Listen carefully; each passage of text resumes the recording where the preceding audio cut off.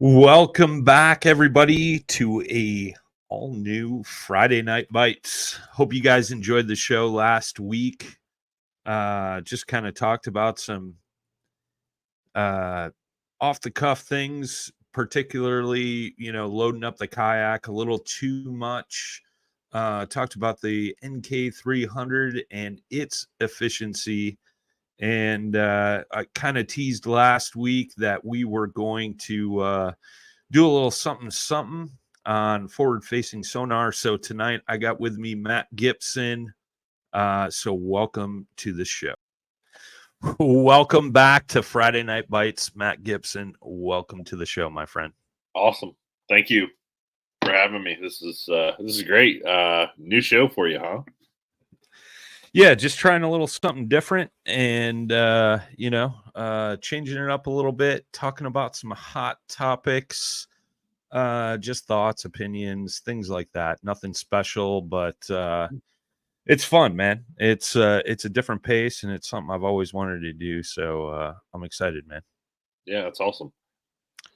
So I know you and I talk quite a bit throughout the weeks, and we've briefly discussed this forward facing sonar thing. Obviously, that's the hottest topic in the fishing world right now, and things like that. And everybody's got opinions, right? And I don't think anybody's necessarily right or wrong overall, but it's interesting, and I think I saw something today. I meant to screenshot it, and it was somebody talking about the subject and how, as technology has progressed, especially in the fishing world, you had guys back when you had flashers, and that was a big thing. And then you went to down scan, then you went to side scan, and now it's forward facing sonar.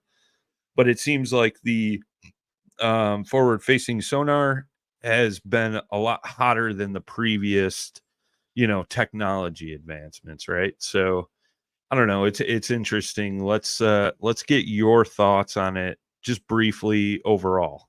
You for it, against it? Like where's Matt Gibson lie in the forward facing sonar world? This might surprise everybody, but I really don't care.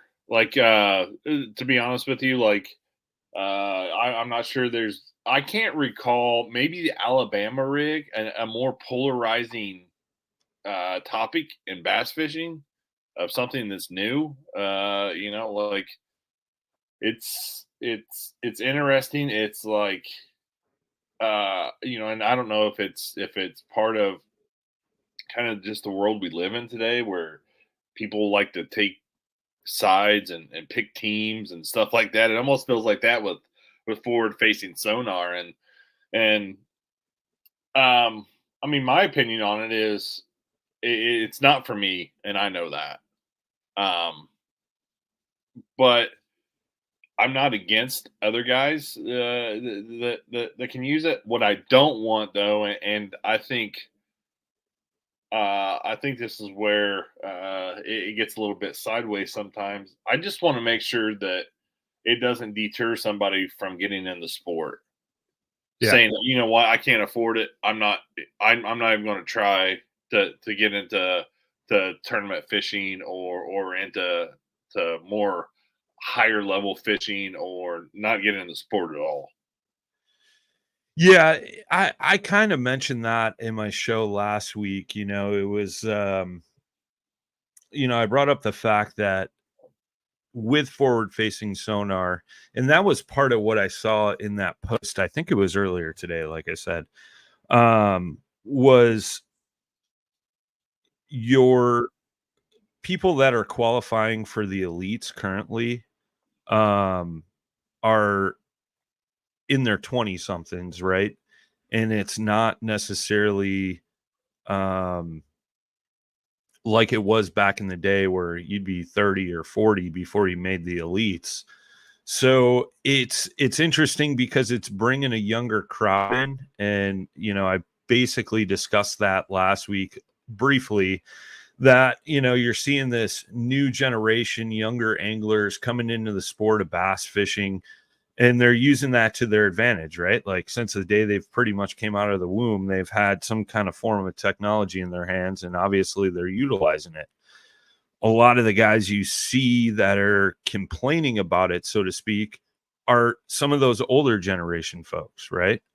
And rightfully so. I mean, those guys grew up like basically you're fishing off of knowledge, trying to figure out what those fish are doing. A lot of what those guys think is that, these younger guys are just driving around aimlessly, forward scanning or side scanning, aimlessly looking for fish. Mm-hmm. You know what I mean? And then might get lucky and find a school and then fish off that for the day. Yeah, I mean it's definitely it is going to play out very, very interesting. I think listening to a few podcasts and listening to a few opinions of higher level professionals out there. I mean, there's going to have to be some ruling from a lot of these tournament organizations on what they're going to do. I've heard possibilities or kind of preemptive things like maybe use forward facing sonar for half the year versus the full year or things like that. I mean, I'll be honest with you. I watch Bass Live a lot. I still watch it, but I don't. It's not must watch TV like it was for me, in years past. Because me personally, and you know this about me, Brian. I'm not an electronics guy. Like I go out there and I feel it around, feel around and use my. I've been very, very fortunate that I grew up in a family that we were able to fish whenever we wanted to, basically. So I sharpen those skills at a very young age of different techniques, when to throw this, when to throw that, kind of how to feel around a new piece of a new body of water, things like that. So like it's not for me, but I do understand that it's a very tricky subject when you get into the talking and limiting people's equipment on the water too. Um, it is a little more controversial because it is real time to where 2D side scan, down scan. That's basically a signal bouncing back. So like that's not necessarily real time, like forward facing is. So I think there's a lot of fear of what forward facing sonar is and really what it means for the industry going forward. Well, and I've seen a lot of concern too on what it's doing to fish. And I forget who I was talking to and what popular body of or water it was. Maybe it was Gunnersville or Chick or something like that. It was somewhere down south. And they were talking about how if you flipped on forward facing sonar, it kind of scattered those fish and they stopped biting. And then the second you turned it off, it seemed like those fish relaxed more because they've had so much pressure with forward facing sonar. It's like they've already adjusted to it and they know that, when they feel that bead or signal coming through the water, oh, there's some guy up there with a line, right, with a hook, and they want to jack me in the mouth. You know what I mean? Yeah. Yeah. And I think it was, I can't remember if it was last year or the year before, I was watching and listening to Mark Menendez, and he was talking about using it in shallow water on Santee Cooper. And he was actually saying that when he was scoping and he was actually looking at the fish, they seemed to drop to the bottom.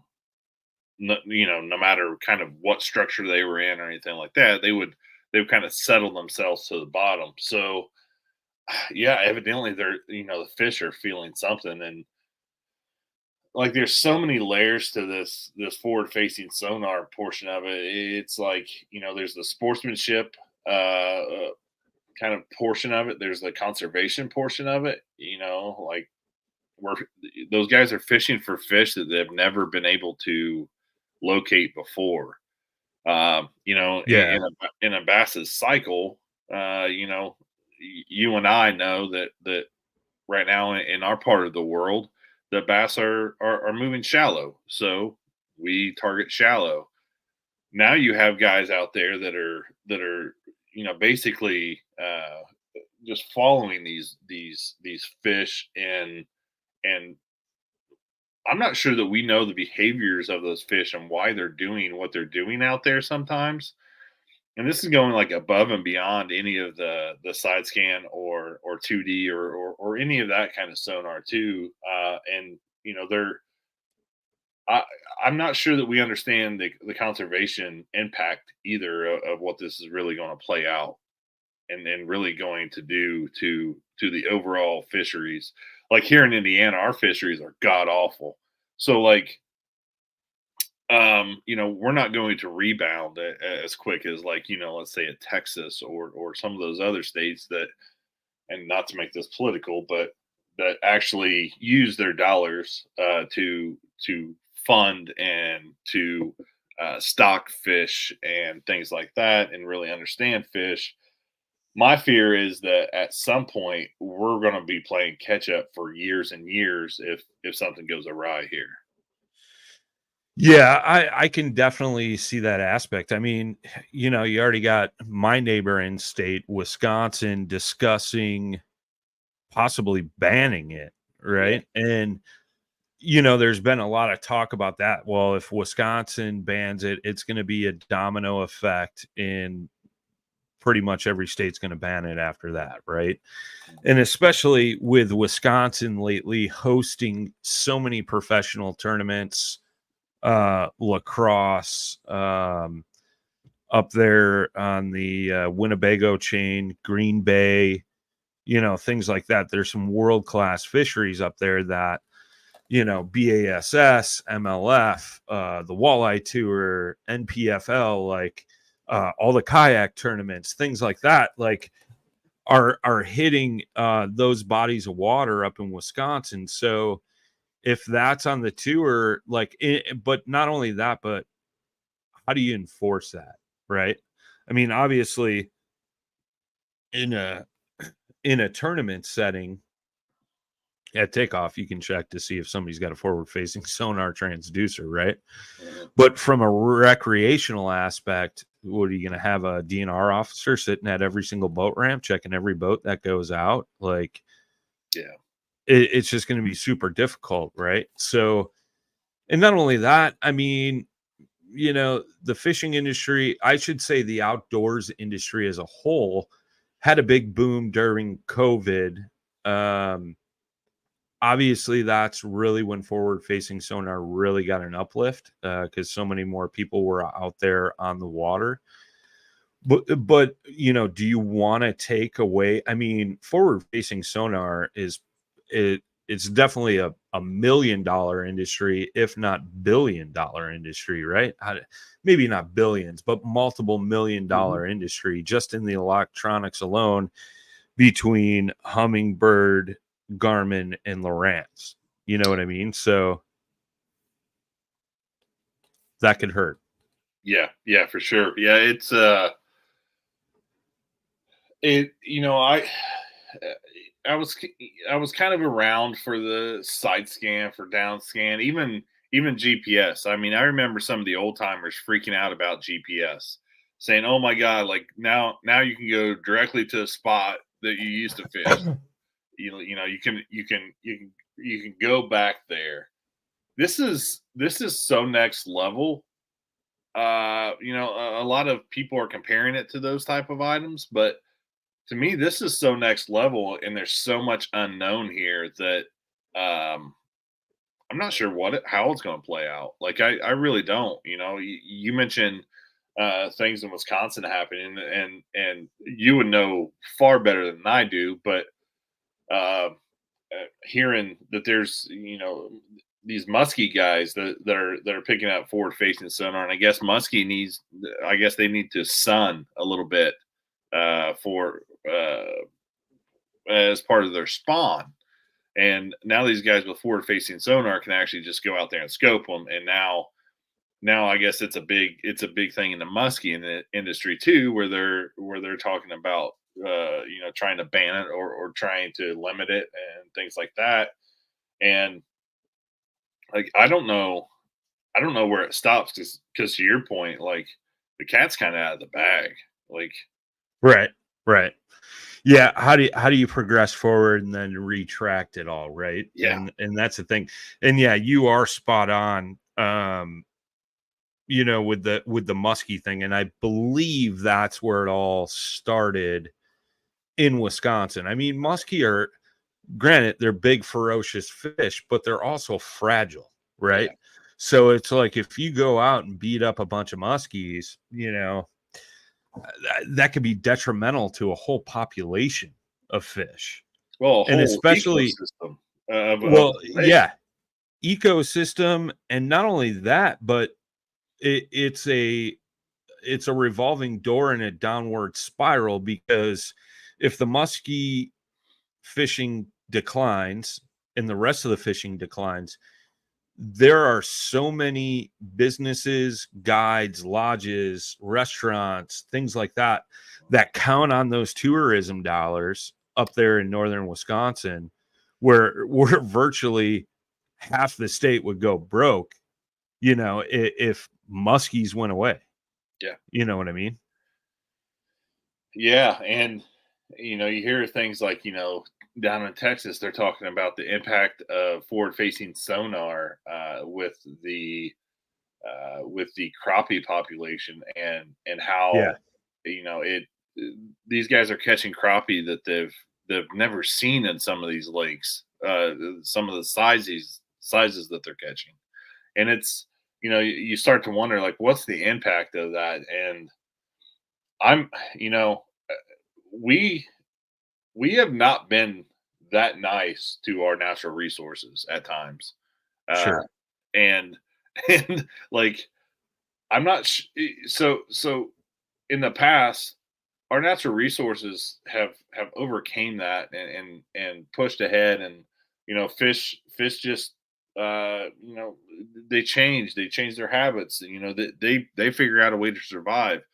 So like I'm not sure if it's one of those things right now where it's like, hey, they'll adapt and overcome with this Mhm. with this technology, or is this one of those things that we're gonna go, man, we really should have done something 10 years ago or 5 years ago, Right. with this forward facing sonar, and we should have saw this coming, or this was an impact that we never even thought of. So it's interesting. So and I'm not one of those people that they're like, if he has it, I need it. I'm comfortable the way I fish. You're comfortable the way you fish. I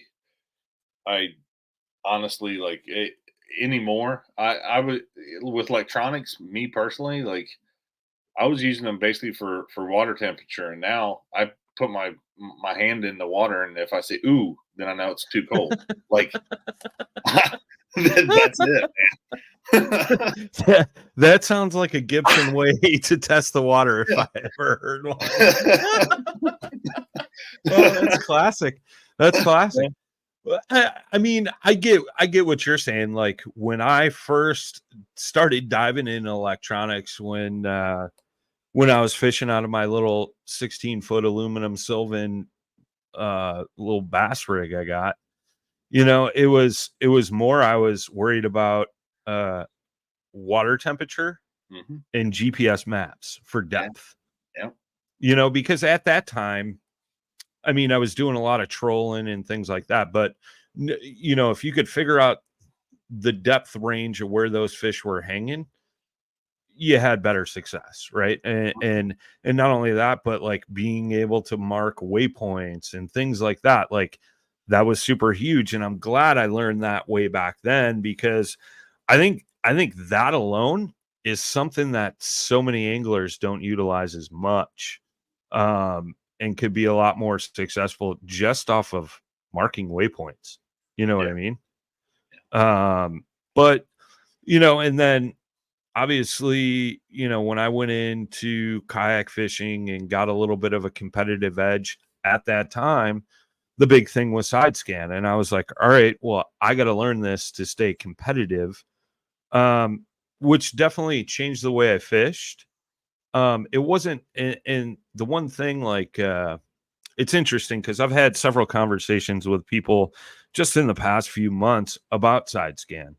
I'm like, you're not necessarily seeing a bunch of fish. I mean, granted, you can, don't get me wrong. Yeah.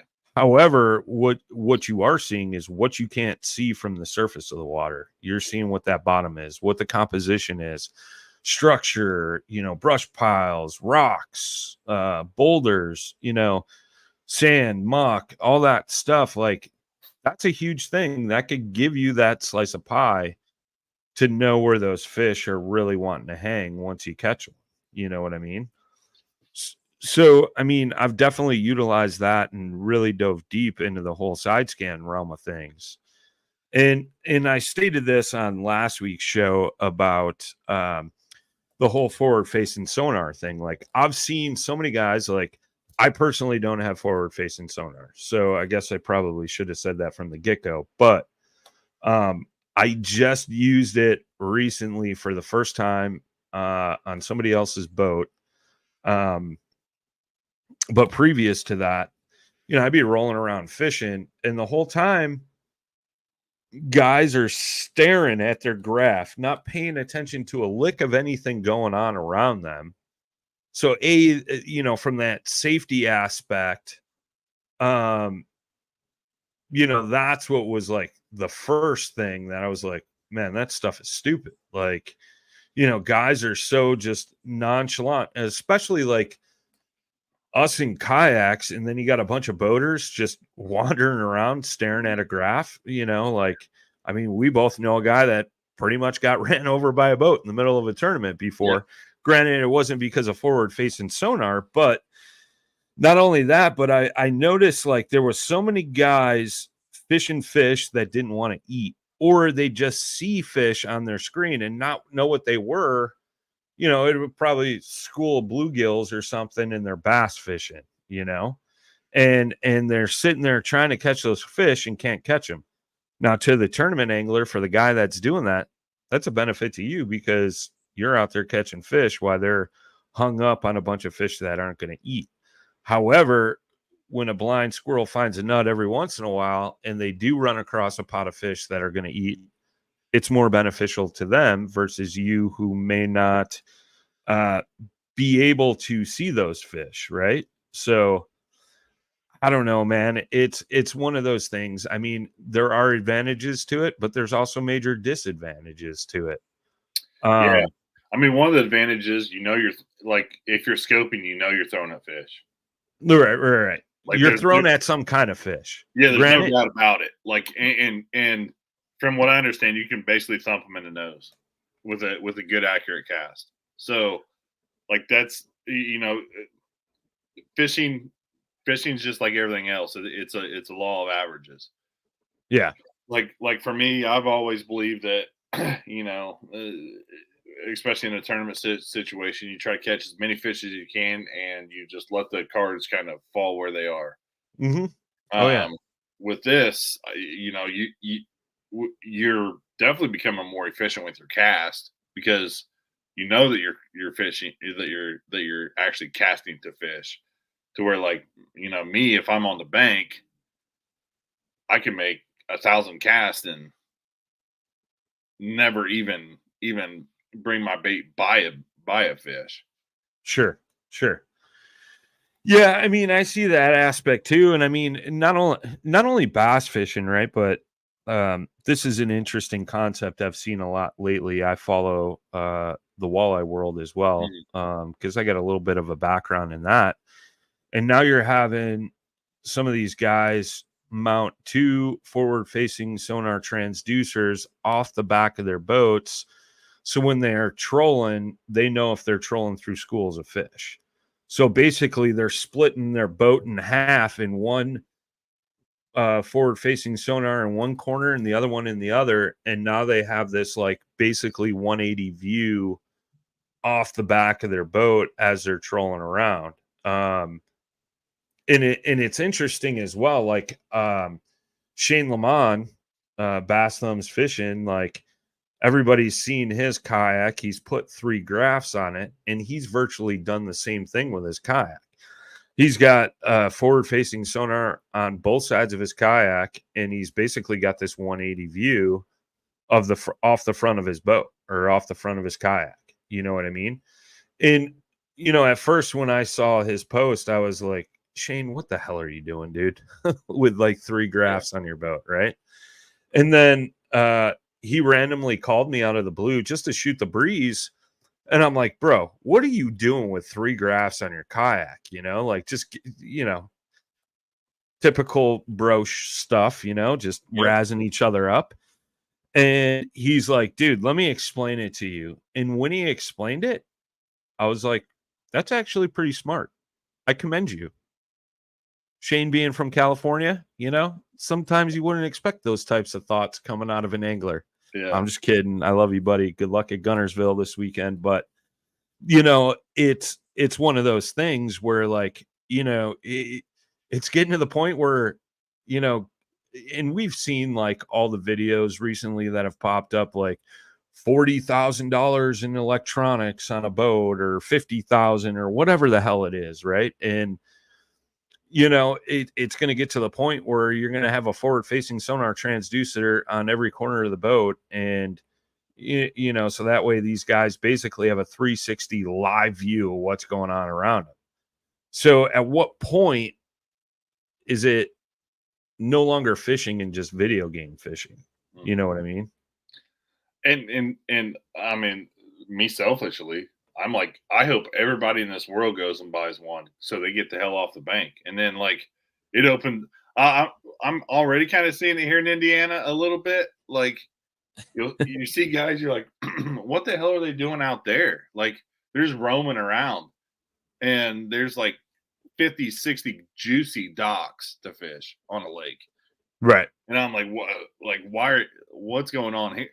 So like, selfishly, I really don't mind it because they're out there and now those those fish that are under docks and are against the bank, they're getting less pressure and those guys are pushing offshore more. So it's kind of like gosh, when was that? When Kevin Van Dam won Kentucky Lake with side scan, like that completely changed that fishery. Those guys really started creeping out there to those ledges, really started fishing that. And then, we would go down there kayak fishing and there's like nobody in any of the coves. Right. It was like the greatest thing ever. Like you could go wherever you wanted to. Yeah, it's I mean, and again, like I think that's kind of the same aspect I was talking about, right? Like is these guys are so hung up on a pot of fish, whereas it just basically opens up all the ground around you because they're so dead set focused on what they're seeing on their graph, regardless if those fish are biting or not. Like how many times have you watched like Bass Live or MLF and a guy's on a school of fish and it's like he keeps changing rods because he's cycling through baits to figure out what they want to eat. You know what I mean? And obviously they've had practice, going into those events and stuff like that. So they're kind of dialed in, but there are a few guys, well, I got a few bites on this bait earlier in the week, few bites on this, few bites on that. So they're just cycling through to see what they can actually get them to eat on and then moving on and obviously, I know you briefly talked about it because you watch Bass Live and things like that. And I occasionally tune in to MLF and watch some of the highlights from the BASS stuff as well. But, when MLF came out with like the whole live stream tournament concept, like people were digging it. Like people were getting basically in trouble at work for watching bass fishing live all day long, Thursday and Friday. which was great. Now you have a lot of people that are like, I don't want to watch them just stare at a graph all day and throw to fish. Like, so from that aspect, you're losing some viewership, which does that hurt those organizations in the long run too? Like, that's something to consider as well.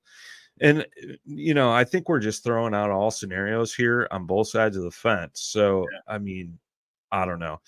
I heard a great analogy. It was actually the Bilge podcast, and they had Bill Lowen on from Indiana, and they were talking about it. And Bill Lowen is your typical Midwest guy, not overly anything. Sure. But like, so he was talking about it, and this is where it really kind of like, I heard him make this comment, and I kind of bookmarked it in my head. If everybody's saying, hey, bass fishing is a sport, right? Like we've all been pushing that. Well, if you look at other sports, like let's take baseball, for example. With baseball, all the way up to your college, and through college, you're allowed to use an aluminum bat. But as soon as you step up into the MLB, it's wood bats. Sure. So they are justifying, and they have strong reasons to have a wood bat versus an aluminum bat. Maybe that's where all this heads. Maybe the elite levels, the highest levels of fishing, maybe that's where they kind of pull everything back. And I'm sure that this way better than I do with your ties in the industry and how close you are in the industry now. But there's definitely a trickle down effect from the most elite level. If people stop seeing it there, I'm guessing there's going to be a trickle down effect of hey, maybe we don't need this. Right. Yeah, I agree with that aspect. We're going to pause real quick for a quick iCast commercial. We'll be right back.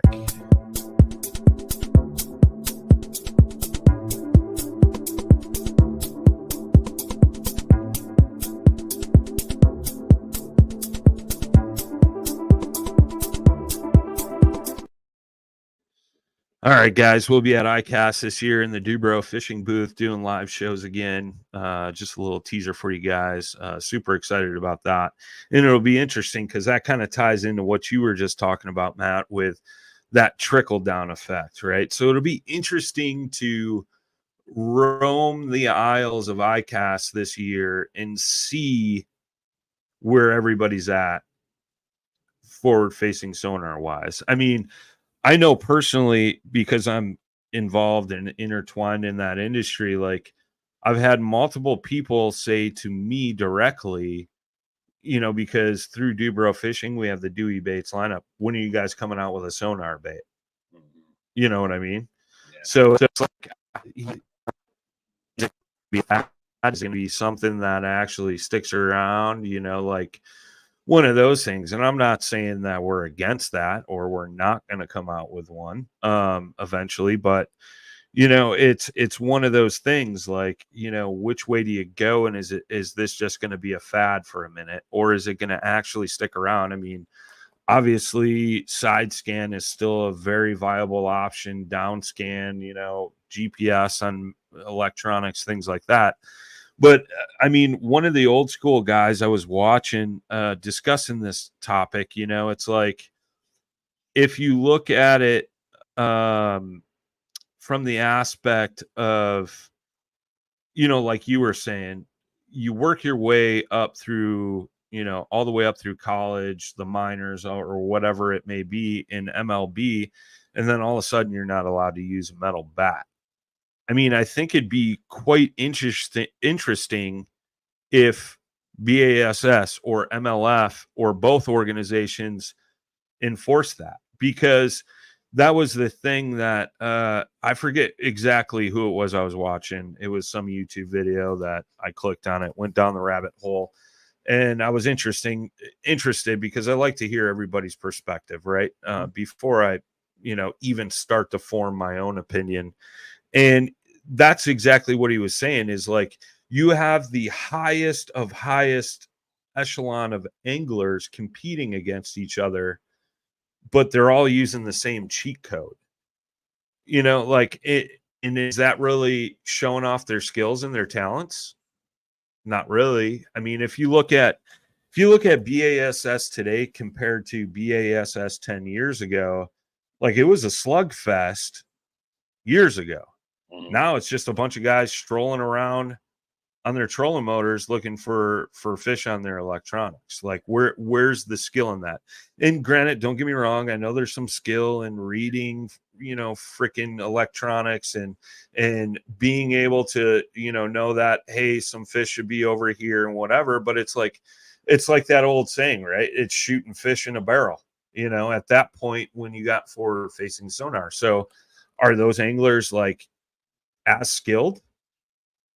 Maybe, maybe not. I mean, granted, most of them have been there since before forward facing sonar, really. But I mean, I don't know, man. I think I like the aspect like you were talking about it, where, that higher elite series, on all the major bass trails and even the kayak trails, right? Like if a guy's fishing the Hobie series or the BASS kayak series, like it would be a total slugfest without that forward facing sonar stuff, versus, one guy's got 120 inches and everybody else has got 80 or whatever. And I know that's far fetched, but No, I mean, I you don't watch know. Bass Live and you're like, sometimes you look at the leaderboard and you're like, who the hell is this? Like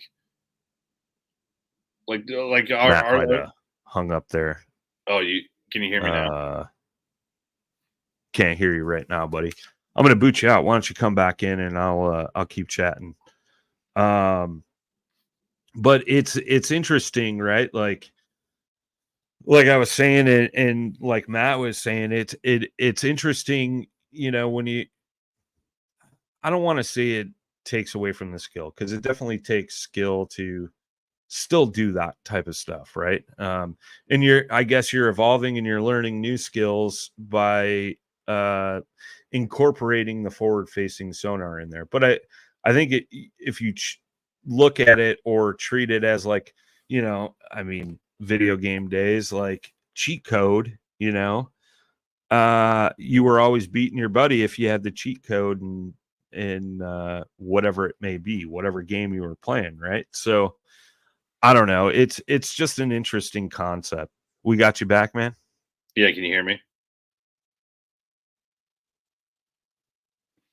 I don't know what's going on. I can't hear Maddie, but I see his lovely face on the screen. But